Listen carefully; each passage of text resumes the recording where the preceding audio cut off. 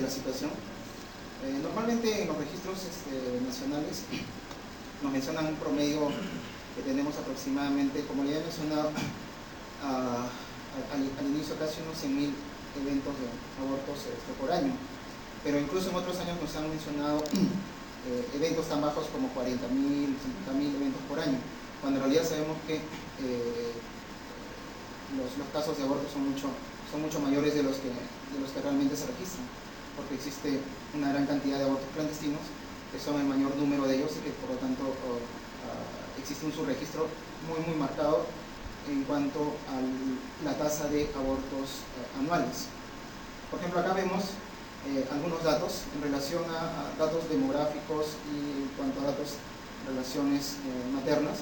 Vamos a ver, por ejemplo, esta es la tasa global de fecundidad, en la que ustedes pueden ver que, por ejemplo, en los años 50 la tasa global de fecundidad era casi de 7, es decir que habían 7 hijos por cada mujer, pero que conforme pasa el tiempo básicamente esto ha ido disminuyendo, y lógicamente ahora, bueno, actualmente mencionan de que la tasa global de fecundidad estaría entre 2 a 3 hijos por mujer. Básicamente, ¿por qué? Porque, bueno, en estos años probablemente las políticas gubernamentales, el hecho de la planificación familiar, el nivel cultural, social y la brecha que existía entre poblaciones probablemente ha ido disminuyendo, de tal manera que la tasa global de fecundidad ha ido disminuyendo. Sin embargo, habría que esperar de que la tasa de abortos probablemente disminuya en relación a la tasa global de fecundidad.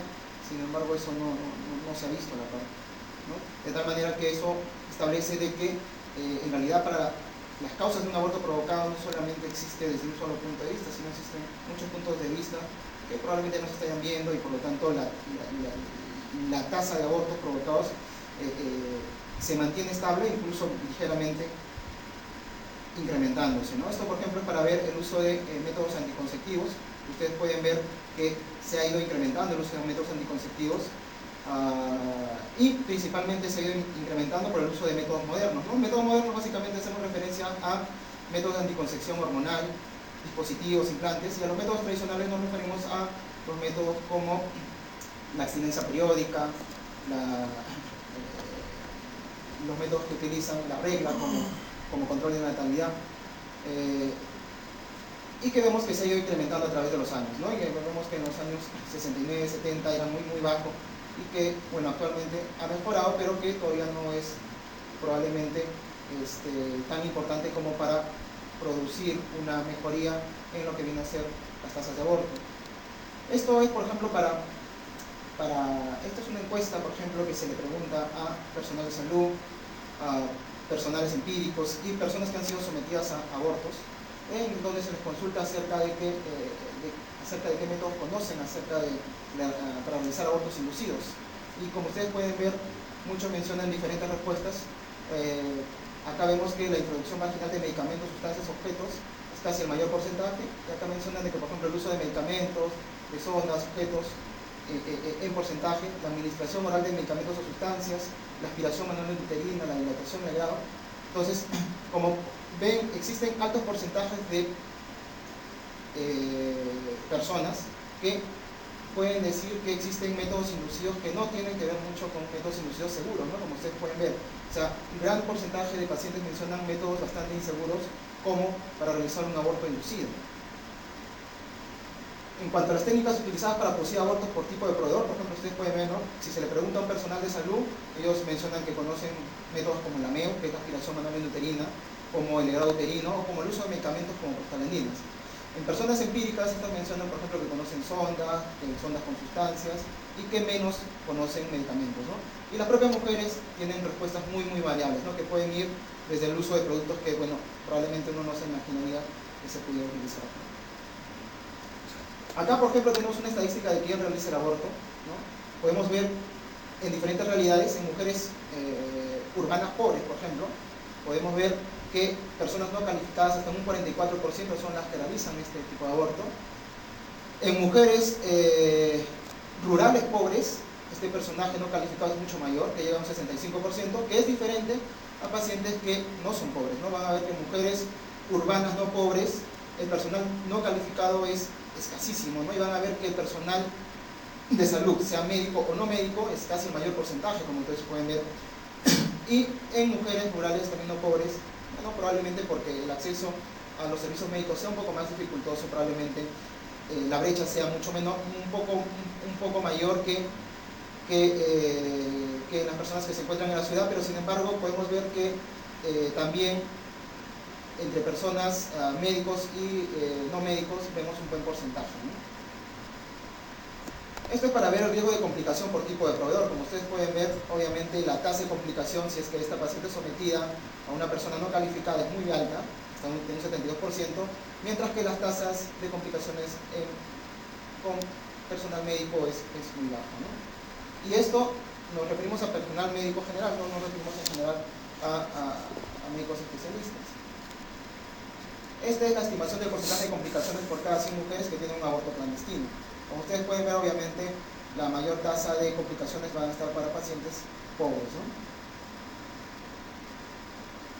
Este es el número de abortos que se reportan, o que se han estado reportando, como ustedes pueden ver, por el Ministerio de Salud. Como ustedes pueden ver, el Ministerio de la Dirección General de Salud de Personas, más o menos en el año 2000, registró unos 34.000 eventos de abortos reportados. Y así más o menos en el 2004 tenemos 45.000 abortos provocados, pero existe ya por un modelo matemático establecido de que por cada mujer que es atendida por un aborto en un hospital, existen 7 mujeres que tienen un aborto que no llegan al hospital, de tal manera que este dato de 45.000 en realidad tiene que ser multiplicado por 7. Y eso es lo que hacemos nosotros con las tablas de ajustes que se hacen. Para el año 2004 aproximadamente hubieron 371.000 abortos clandestinos, ¿no?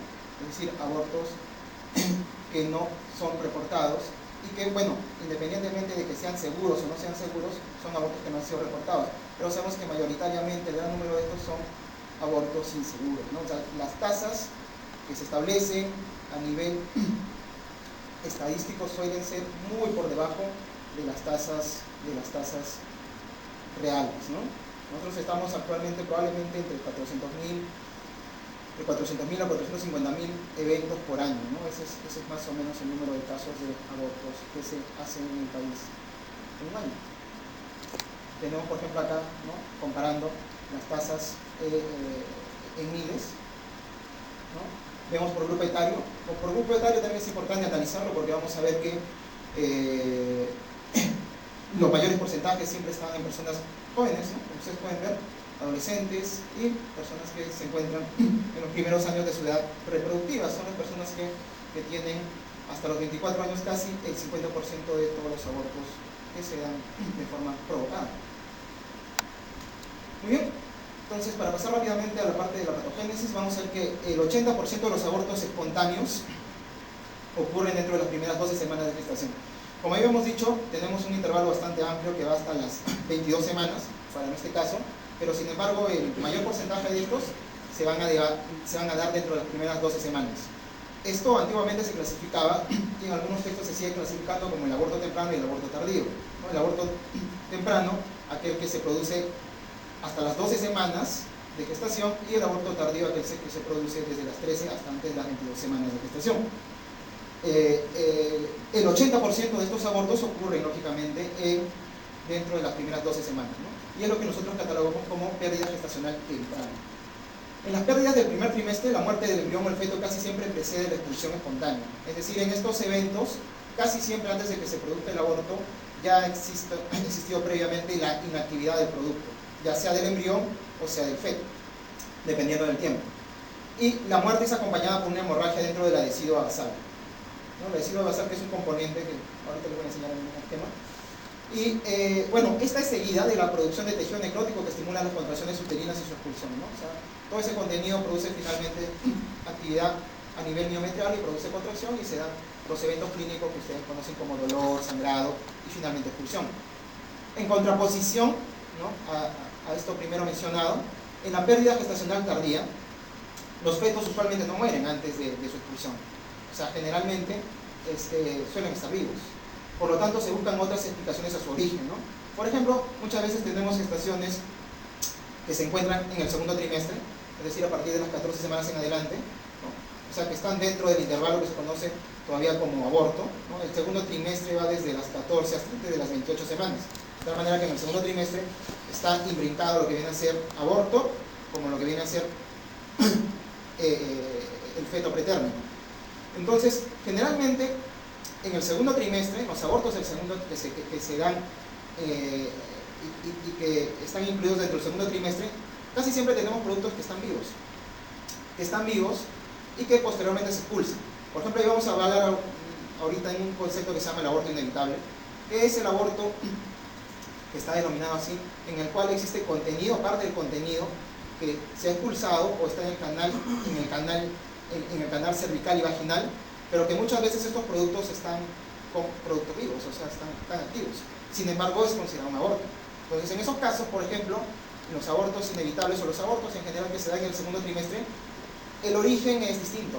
En la pérdida gestacional temprana antes de las 12 semanas, los orígenes casi siempre son por efectos ovulares, es decir, defectos ovulares que hacen que este producto muera primero, que finalmente la naturaleza desea la expulsión de este producto.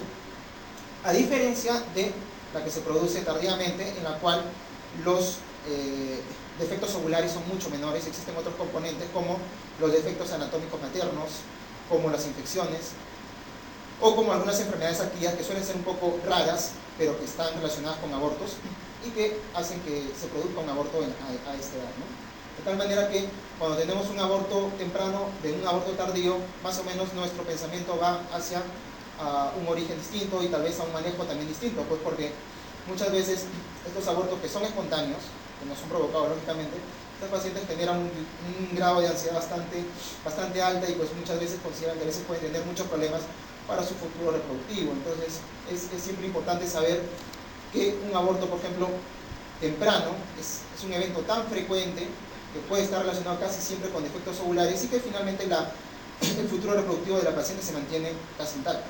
A diferencia del segundo trimestre, en el cual tenemos que básicamente encontrar un defecto, como nos enseñó, infeccioso, anatómico o alguna enfermedad sistémica que esté haciendo esto, ¿no? Entonces ahí la recomendación es distinta.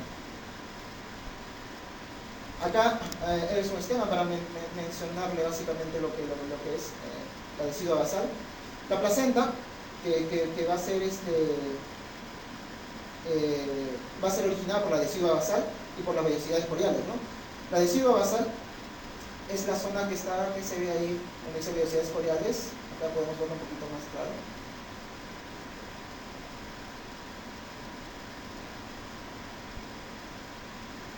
Acá está, esta zona de acá viene a ser la decidua basal y las vellosidades coriales que van a conformar la placenta, ¿no?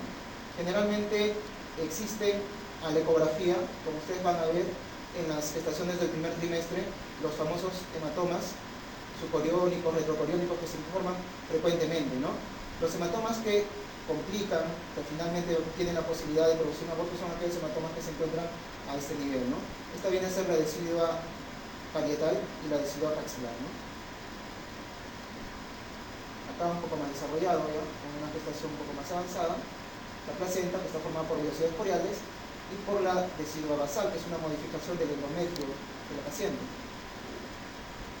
La decidua parietal finalmente se fusiona con la decidua capsular y forman casi en conjunto una única capa. Por ejemplo, acá en la ecografía podemos ver, por ejemplo, la decidua parietal y podemos ver la decidua capsular, que se fusionan y se forman como un doble arco.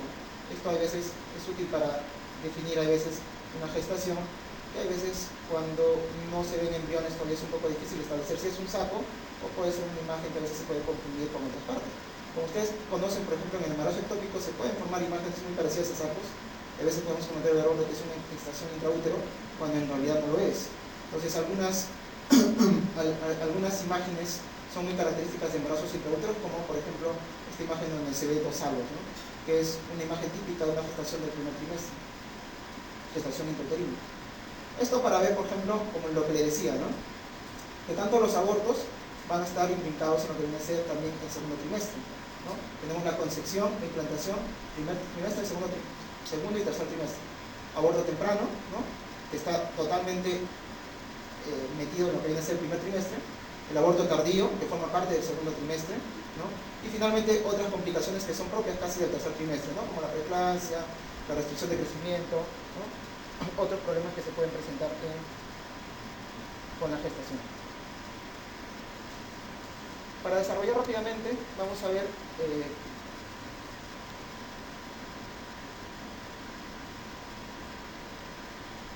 las causas de los abortos. Tenemos divididos en factores fetales y factores maternos. Dentro de los factores fetales vamos a ver que existen alteraciones ovulares, como habíamos mencionado. Están los abortos aneuploides y los abortos euploides, ¿no? Que quieren decir básicamente lo siguiente, ¿no?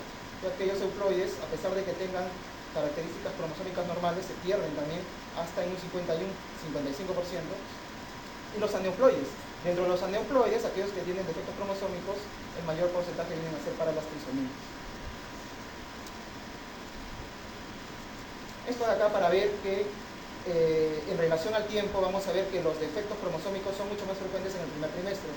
De tal manera que las gestaciones que avanzan su curso, la posibilidad de que tengan algún defecto cromosómico, que se pierdan por un defecto cromosómico es mucho más raro, ¿no? De tal manera que en el primer trimestre, por ejemplo, tenemos que la frecuencia de anomalías cromosómicas es muy alta y por lo tanto los embarazos que se pierden tienen muchas alteraciones cromosómicas. Es muy frecuente encontrar en eso. Mientras que si tenemos pérdidas, por ejemplo, del segundo o tercer trimestre, vamos a ver que las causas cromosómicas son mucho menores, ¿no? Tenemos que averiguar probablemente otras causas. Esto para ver, por ejemplo, los abortos que se dan de acuerdo al grupo etario. Y vamos a ver que las tasas de aborto en relación al grupo etario están relacionados también con la edad. Y vamos a ver que conforme aumenta la edad, por ejemplo, en pacientes mayores a 45 años, la tasa de aborto es cada vez más alta, ¿no? Es por lo mismo que habíamos mencionado, porque las causas ovulares son las causas más frecuentes de los abortos tempranos. En general, las alteraciones cromosómicas siempre van a ser mayores conforme tenemos pacientes de mayor edad, ¿no? Entre los factores maternos sí existen múltiples. Están las infecciones, los desórdenes médicos sistémicos, el uso de medicamentos, procedimientos quirúrgicos, la nutrición, factores inmunológicos, algunas enfermedades raras que se pueden diagnosticar que se llaman trombofilias, y algunos otros factores como factores ambientales, ocupacionales u otros, ¿no? Dentro de las infecciones tenemos diferentes tipos de infecciones que pueden ser bacterianas o pueden ser virales. Dentro de los desórdenes médicos, lo que está bien establecido, por ejemplo, tenemos a la diabetes, ¿no?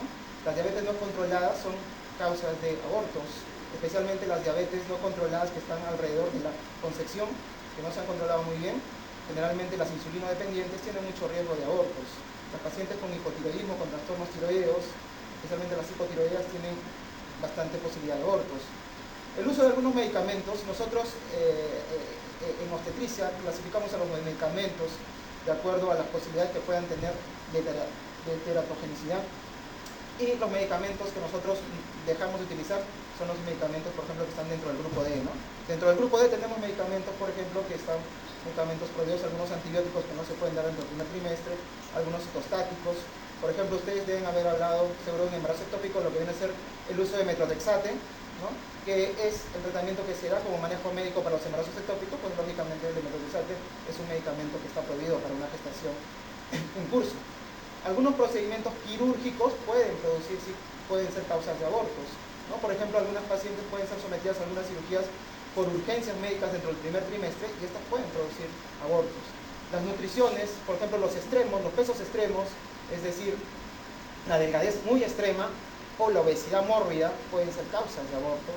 Factores inmunológicos que suelen ser más raros de diagnosticar, trombofilias, que vienen a ser fenómenos en los cuales existen alteraciones de la coagulación que hacen que hayan fenómenos trombóticos a nivel placentario y que produzcan pérdidas gestacionales. Entonces, en lo que vienen a ser factores maternos existen un sinnúmero de causas que pueden producir aborto. Por ejemplo, acá tenemos tablas donde ustedes pueden ver, ¿no? Desórdenes médicos, como habíamos mencionado, la diabetes, la enfermedad tiroidea, ¿no? Las enfermedades del colágeno.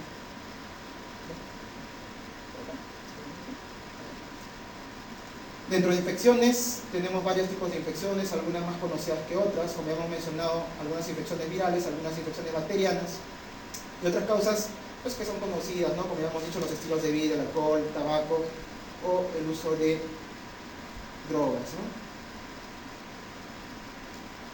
Esto de acá, por ejemplo, son algunas alteraciones que se presentan para pérdidas gestacionales tardías, ¿no? Que son básicamente del segundo trimestre. Por ejemplo, acá consideramos, sí, entra a considerarse algunas anomalías anatómicas, por ejemplo, ¿no? Cosa que no se considera, por ejemplo, tanto en el primer en el primer trimestre.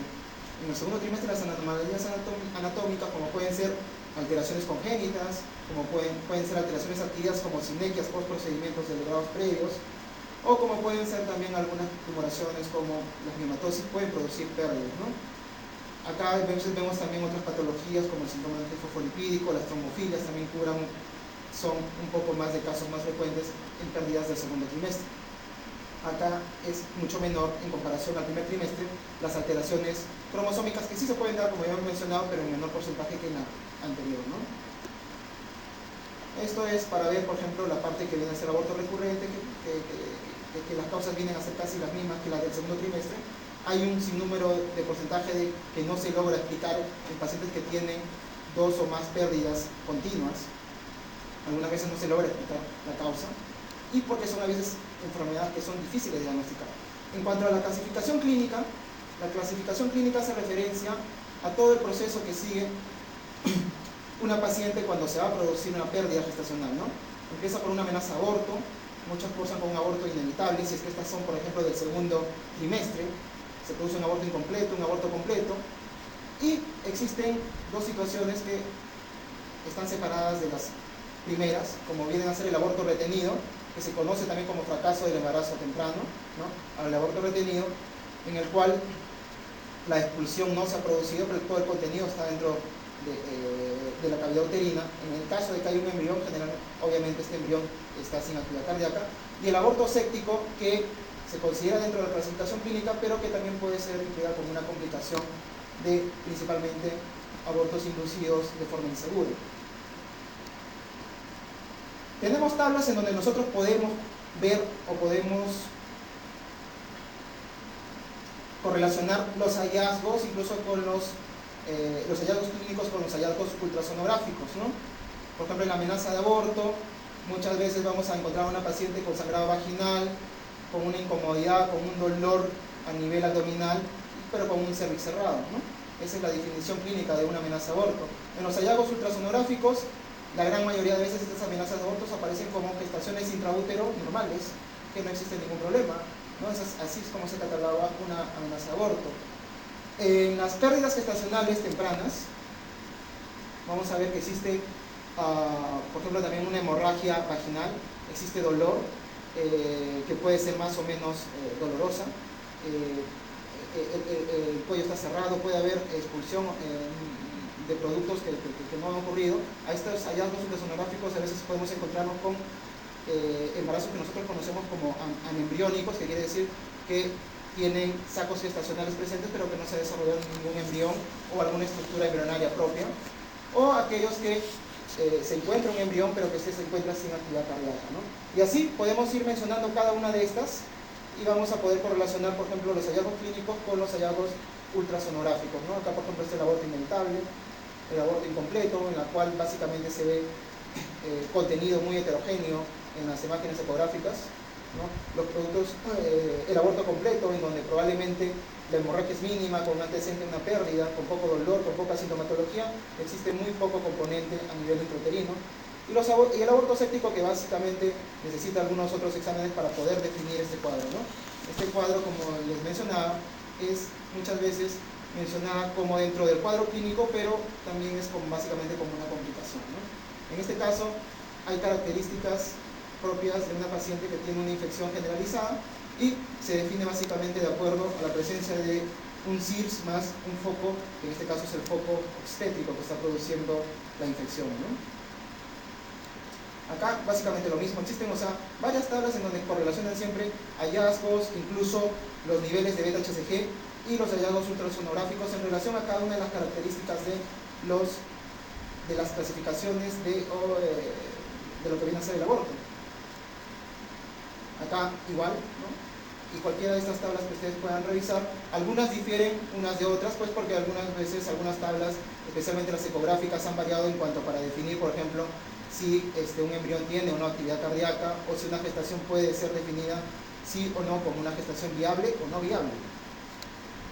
En el diagnóstico tenemos que ver la parte clínica. La parte clínica, como les decía, es básicamente el examen que vamos a hacer con la paciente, ver algunas características en cuanto al volumen del sangrado, en cuanto a los días de sangrado, en cuanto al dolor, en cuanto a las funciones vitales de la paciente. Al examen ginecológico, una de las cosas que nos va a poder ayudar mucho es la apertura del cervix. Este cervix se encuentra abierto, si se encuentra cerrado, e incluso tratar de cuantificar el volumen de pérdida sanguínea. Tenemos el diagnóstico bioquímico. El diagnóstico bioquímico se va a hacer básicamente por los niveles de beta-HCG.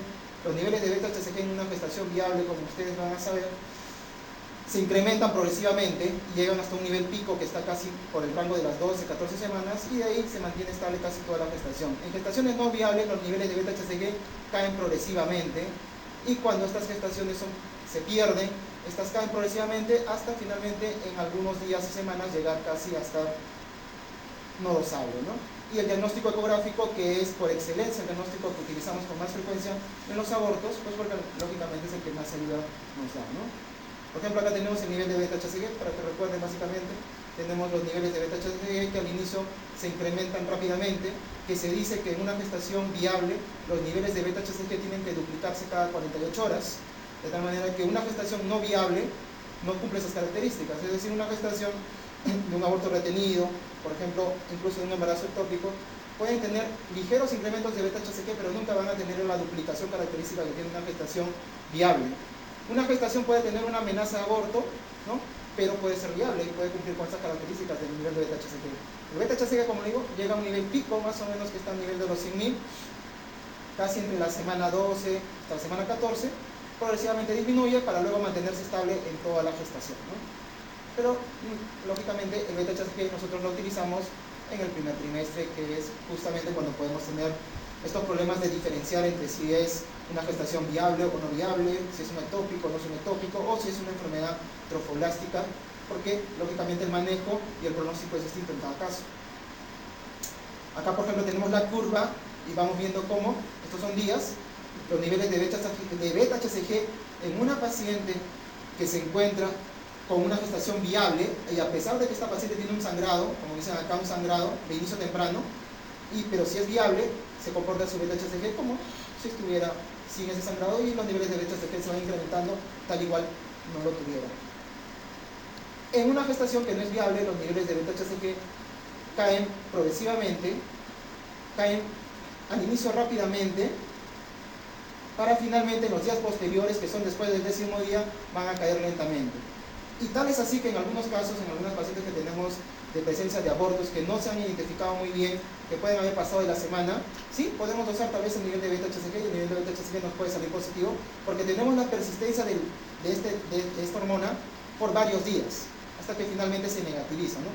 Lógicamente, muy pocas veces llegamos a ver niveles de beta-HCG de días muy altos, pues porque estos pacientes, lógicamente, toman alguna medida antes de, ¿no? Ya sea alguna medida médica, alguna medida quirúrgica para esta pérdida. Pero, como ustedes pueden ver, el nivel de beta-HCG tampoco es que caiga finalmente y se anule rápidamente cuando se tiene un aborto. O sea, puede permanecer, incluso puede servir como un método diagnóstico en donde no se sabe si la paciente tuvo un aborto o si fue un sangrado de otro origen, por ejemplo, ¿no? Esto es básicamente para ver lo mismo. Ustedes pueden ver cómo de un nivel de beta-HCG inicial, en relación a los días, ustedes van a ver el porcentaje de declinación, ¿no? Por ejemplo, al 7.º día van a ver diferentes porcentajes de declinación de acuerdo al tiempo de edad gestacional. Generalmente, las gestaciones más avanzadas declinan en porcentajes más altos en comparación a las gestaciones más iniciales, en donde los porcentajes de declinación son mucho más lentos. Entonces, eso, como ustedes pueden ver, el beta-HCG tiene una utilidad, sí, es útil para el diagnóstico, e incluso probablemente para hacer la diferenciación entre otras patologías que pueden ser muy complicadas, como el embarazo ectópico. Si no se diagnostica un embarazo ectópico, puede producir complicaciones muy graves. Acá tenemos lo que viene a ser la ecografía. En ecografía del primer trimestre, eso es todo lo que ustedes tienen que ver, ¿no? En una gestación del primer trimestre, ¿no? Lógicamente van a ver la gestación, ¿no? Es el saco gestacional y su localización, ¿no? Que es muy importante. Ver la presencia del saco vitelino y si existe embrión, la presencia de un embrión. Si hay un embrión, estamos en la necesidad de medir ese embrión y establecer la edad gestacional. Si no hay un embrión, podemos establecer más o menos la edad gestacional de acuerdo a la medida del diámetro del saco gestacional. Si hay un embrión con una cierta dimensión, debemos establecer si tiene actividad cardíaca o no la tiene. Y adicionalmente, debemos ver el número de embriones o de fetos, podemos ver la niosidad, la corioniosidad, E incluso, si es que existe alguna patología, podemos ver incluso la patología anexial, la parte cervical, o si existe patología uterina asociada, ¿no? Podemos ver miomas, podemos ver alteraciones cervicales, podemos ver quistes anexiales. Entonces, como ustedes pueden ver, la ecografía nos va a dar una información muy grande, y en realidad, en una ecografía del primer trimestre que se diga que está bien hecha, debería ver todos estos puntos, ¿no? De tal manera que si por ahí la paciente tiene una patología uterina, una patología anexial y no es diagnosticada, en realidad sería una ecografía que ha sido inconclusa, que no se ha culminado. Entonces, como ustedes pueden ver, la ecografía del primer trimestre no es solamente decir está embarazada, ¿no? Es decir, está embarazada, pero tienes una serie de detalles que tienes que establecer para que con estos detalles tú puedas decir que esta gestación está bien encaminada o no bien encaminada, que le puede servir también no solamente para ti, ¿no? Sino para otros médicos que pueden evaluar a esta paciente y pueden saber que esta ecografía es una ecografía bien establecida, bien realizada. Cuando ya tenemos, por ejemplo, algunas medidas, son algunas medidas que ustedes pueden revisar en los libros, son medidas que se pueden establecer, o sea, existe una cronología de la conformación de la gestación para saber que una gestación es viable, ¿no? Es decir, primero existe un engrosamiento endometrial, finalmente se establece un saco gestacional y finalmente ya existen evidencias embrionarias de existencia de gestación. Y todas, más o menos, existe una cronología en la cual nosotros sabemos que debe aparecer y que nosotros podemos establecer ya en relación al tiempo que si esto no sucede, como cronológicamente lo sabemos, entonces esa probablemente sea una gestación no viable. Y existen datos más o menos en los cuales están por acá, ¿no? Por ejemplo, que más o menos en 13 milímetros de diámetro del saco gestacional debe aparecer la vesícula vitelina, en un promedio de 18 debe aparecer un polo embrionario, generalmente con buenos equipos de ecografía transvaginal, por vía transvaginal, embriones de 4 milímetros deben tener actividad cardíaca por encima de 4 milímetros y otros datos más. Y así ustedes pueden ver varias tablas en donde se puede relacionar la cronología de formación de una gestación adecuada y que eso va a establecer la viabilidad o no viabilidad de esa gestación, ¿no? O sea, nosotros podemos con una ecografía establecer si es viable o no es viable, sin que la paciente a lo mejor tenga incluso sintomatología de una pérdida, ¿no? La ecografía ha ayudado bastante y en realidad muchas veces tenemos diagnósticos de gestaciones no viables, como les decía, mucho antes de que la paciente incluso pueda sospechar de ello. Esto es para más.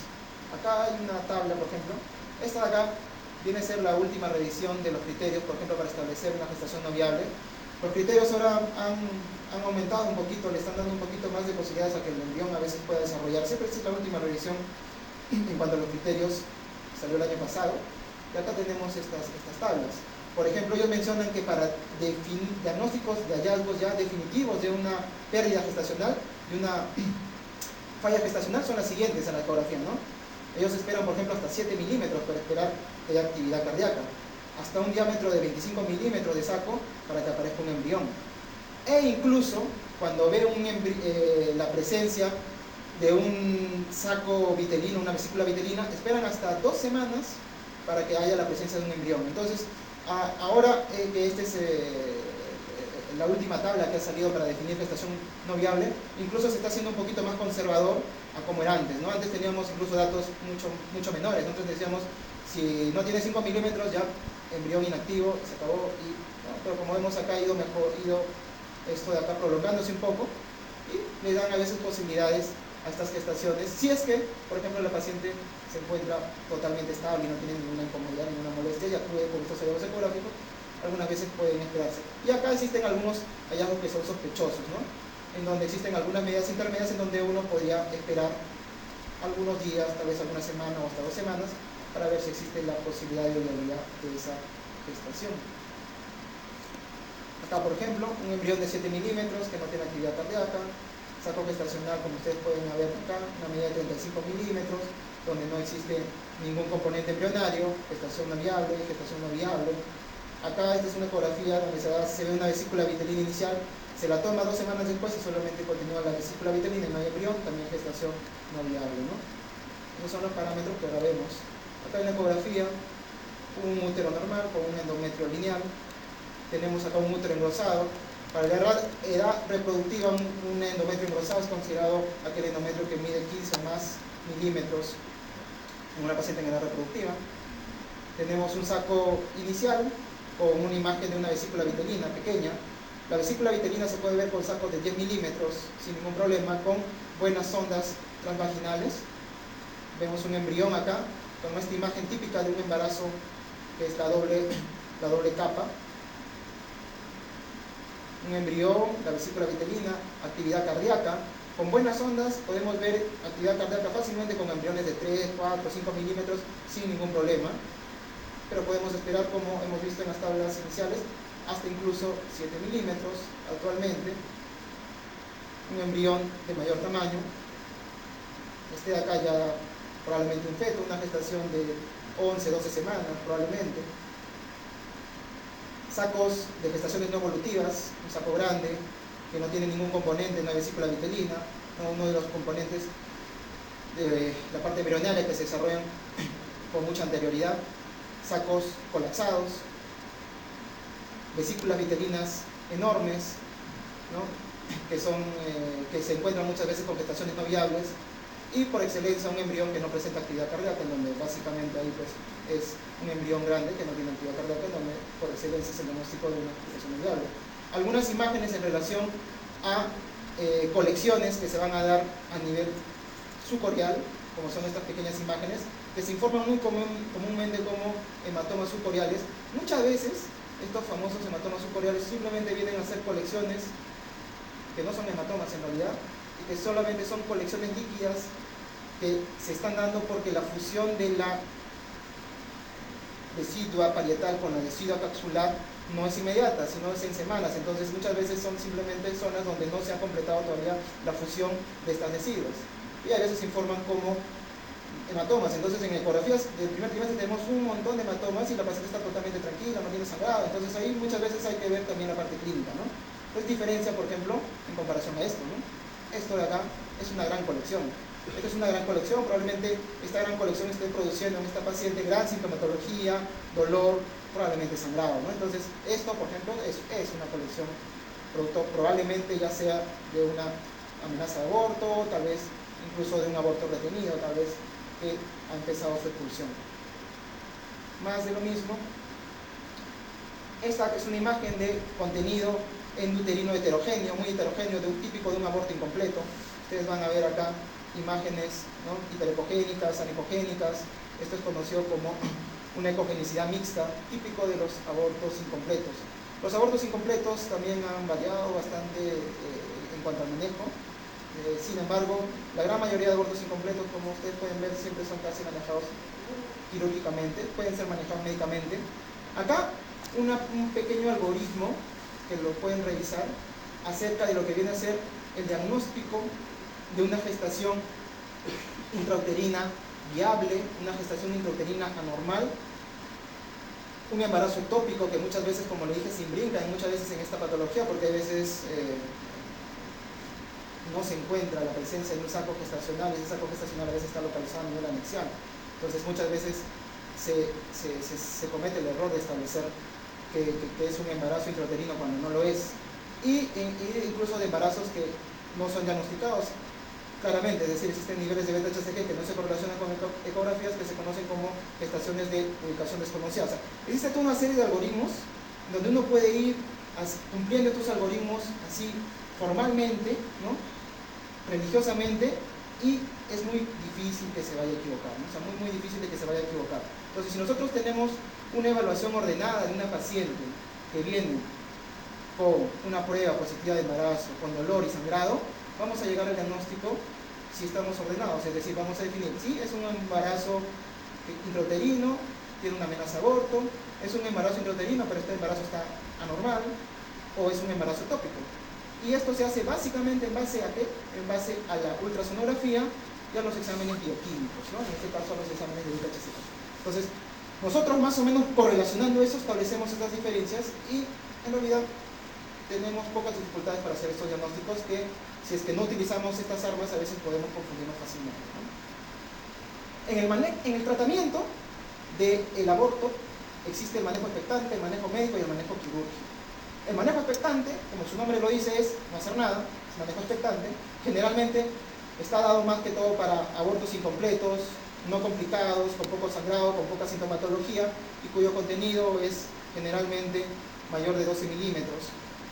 Se puede esperar unas semanas a que exista una evacuación espontánea, es decir, se puede dar ese manejo.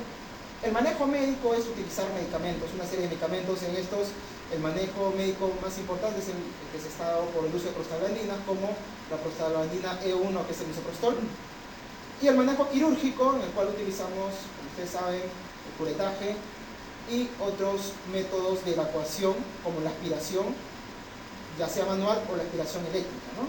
Por ejemplo, utilizamos aspiración eléctrica en gestaciones degeneradas como la enfermedad de Trofoblasta, donde el contenido es abundante, ¿no? Entonces, a veces necesitamos la aspiración eléctrica para que pueda solucionar el problema más rápidamente. Entonces, algunas técnicas, por ejemplo, que se utilizan en las tablas, pueden ver básicamente lo que he mencionado. El misoprostol, que es el medicamento por excelencia para el manejo de los abortos médicamente, tanto para el aborto incompleto, se pueden manejar también abortos retenidos. En el aborto incompleto ya está bien establecido por estudios claros de que una sola dosis de 600 microgramos por vía oral de misoprostol en una gestación, en un aborto de menos de 12 semanas puede tener una tasa de éxito que está incluso por encima del 90%. De tal manera que cuando tenemos una paciente que ha tenido un aborto temprano, que sintomatológicamente está muy bien, que hay poco sangrado, que el contenido endouterino tal vez es poco, puede ser manejada médicamente, y el tratamiento de 600 microgramos por vía oral o de 400 microgramos por vía sublingual es el tratamiento bastante exitoso para evitar un manejo quirúrgico. Los manejos quirúrgicos suelen tener algunas complicaciones, a veces hay que evitarlos, ¿no? Puede tener riesgo de infección, el riesgo de perforación o el riesgo de complicaciones a futuro, ¿no? Sinequias uterinas, que pueden complicar un embarazo a futuro. Los abortos retenidos también se pueden manejar con medicamento. La tasa de porcentaje de éxito es mucho menor, tienen mayor tasa de que vayan a manejo quirúrgico, pero sin embargo los abortos retenidos hasta en un 70% pueden ser evacuados médicamente. En este caso, los abortos retenidos no se manejan con una sola dosis, sino se pueden manejar con 2 hasta con 3 dosis para realizar la evacuación de una gestación, de un aborto que se da menos de 12 semanas, ¿no? Y como les decía, existen algunos estudios en donde los comparan y mencionan de que las tasas de éxito cuando la paciente es muy bien elegida son casi equiparables, ¿no? Por ejemplo, acá tenemos algunos datos del manejo expectante, el manejo médico, el manejo quirúrgico, algunos datos que nos sirven para saber, por ejemplo, en cuanto a lo que es el aborto incompleto. En el aborto incompleto, por ejemplo, el uso de tratamiento médico puede llegar hasta una tasa, como les decía, más del 90% de éxito. El manejo quirúrgico, lógicamente, sus tasas son mayores, pero tenemos que siempre ver de que el manejo quirúrgico tiene la posibilidad de algunas complicaciones, como le dije, ¿no? Complicaciones inmediatas o complicaciones tardías. Inmediatas, perforación, infección; tardías, la posibilidad de sinequias uterinas. Y lo otro que tenemos que pensar es que el tratamiento quirúrgico puede no estar disponible en muchos lugares donde están estas pacientes, ¿no? En algunos lugares donde solamente existe personal tal vez no médico, personal que no conoce del manejo quirúrgico, entonces el manejo médico es una muy buena opción de poder darlo, ¿no? Entonces es fácil de darlo, fácil de poder reproducirlo en cualquier lugar, y no se necesita prácticamente de ningún otro equipo importante, como sí en este caso del manejo quirúrgico, ¿no? Y así. Acá hay beneficios para ver, ¿no? Por ejemplo, el médico obviamente es no invasivo, y como no es no invasivo no había mucho problema de infecciones y de las complicaciones que le dije. Y en general otros hallazgos importantes más, ¿no? Por ejemplo, la tasa de infección. Lógicamente la tasa de falla suele ser un poco más alta que el quirúrgico, pero no es marcada en realidad, y es una muy buena arma para utilizar, ¿no? Acá tenemos en imágenes, por ejemplo, que es la aspiración manual endouterina, ¿no? Con cánulas muy delgadas, flexibles, que han hecho muy fácil ahora hacer las evacuaciones del primer trimestre, y no como cuando utilizábamos los degrados, que obviamente, como ustedes saben, son instrumentos de metal rígidos y que obviamente teníamos que dilatar el cuello marcadamente para introducir estos instrumentos. Ahora las gestaciones no complicadas de los abortos tempranos, antes de las 12 semanas, pueden ser manejadas fácilmente con estas cánulas, y son procedimientos que incluso se hacen con analgesia local, ¿no? Sin ningún problema, en pacientes muy seleccionados, ¿no? Nosotros incluso tenemos experiencia, porque utilizamos tanto este método, ¿no? Somos la institución a nivel nacional que ha introducido este método acá en el país, y por lo tanto tenemos mucha experiencia en el manejo de la aspiración anal uterina. Nosotros a veces incluso la utilizamos en el segundo trimestre, ¿no? Tal vez por la habilidad que hemos adquirido con el tiempo, ¿no?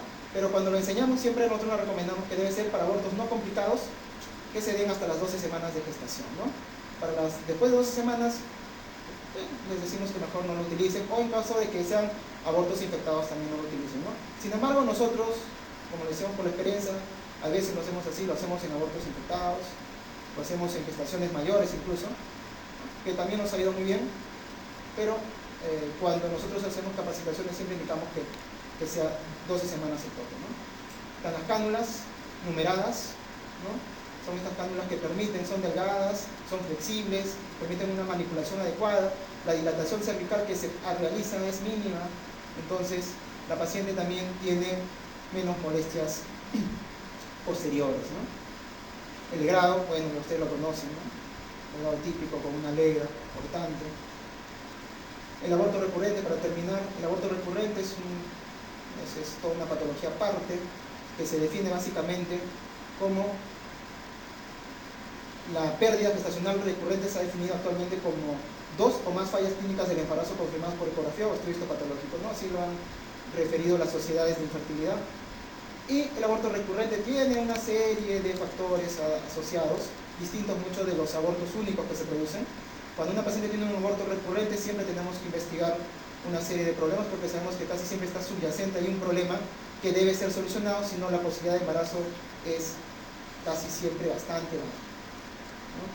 Lastimosamente muchos de los abortos recurrentes son no explicados, casi la mitad de estos nunca se encuentra una causa, porque las enfermedades, como por ejemplo las trombofilias, son muy poco difíciles de diagnosticar. Nosotros muy pocas veces hacemos dosaje para este tipo de enfermedades que son infrecuentes, pero que muchas veces nos explican un gran porcentaje de esta gran parte que son el porcentaje de las causas no explicadas en un aborto recurrente, ¿no? Por ejemplo, en un aborto recurrente, una de las cosas importantes que entran a tallar, por ejemplo, vienen a ser las malformaciones congénitas uterinas, ¿no? Los úteros bicornes, bidelfos, algunos otros defectos que se derivan de ellos pueden producir abortos recurrentes. El manejo, por ejemplo, en el manejo del segundo trimestre podemos hacer, es decir, aborto del segundo trimestre, podemos utilizar oxitocina en dosis altas. Miren ustedes, en dosis altas está registrado que se pueden utilizar dosis muy altas de oxitocina para manejar abortos del segundo trimestre. Sin embargo, nosotros en el segundo trimestre básicamente manejamos estas pérdidas con manejo médico y manejo quirúrgico simultáneo, ¿no? Es decir, permitimos primero la evacuación del producto o del contenido que está abundante y luego procedemos a un manejo quirúrgico. O sea, casi siempre hacemos nosotros el manejo combinado para abortos del segundo trimestre, ¿no? Abortos de 14 semanas, 15, 18 semanas, abortos que difícilmente se van a manejar solamente médicamente. El cerclaje, uno de los procedimientos que se pueden hacer en pacientes que tienen abortos recurrentes, que ayudan en pacientes que tienen abortos recurrentes, en pacientes bien seleccionadas por incompetencia cervical, soluciona problemas, procedimiento relativamente sencillo. Bueno, entonces